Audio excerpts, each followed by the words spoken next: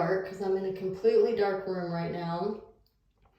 And I think to get it to glow more, you would have to hold it under a light first. I am getting ready to push the button, so there is going to be flashing. So if you have sensitivity to light, please turn off your camera or this video at this time. All right, here we go. Beware, you're in for a scare.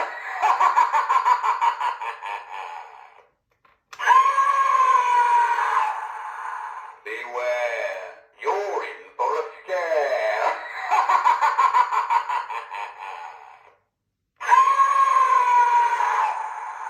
Beware, you're in for a scare. Okay, so you can see it's hardly glowing at all now. So it doesn't stay glow in the dark for very long. Let me go charge it again and we'll see what it looks like.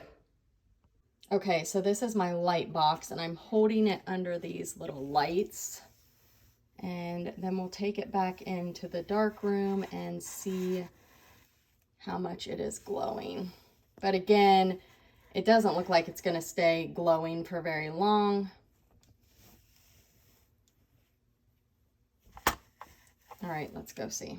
Okay, so definitely glowing, but I will say I notice the glowing more when it's up to my camera. If I'm looking at it directly, it just doesn't seem as bold. So it does glow in the dark, but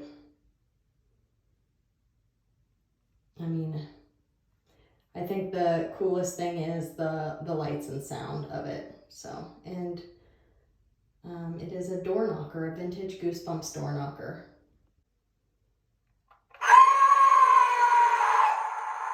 Beware, you're in for a scare.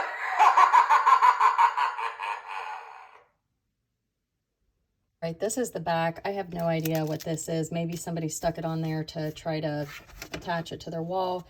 I do have the battery thing off. It takes 2 AA. Those will not be included. I do have the case, the back, and the screw. So I'll take the batteries out, put that back on, and this will be listed in my... Beware, you're in for a scare.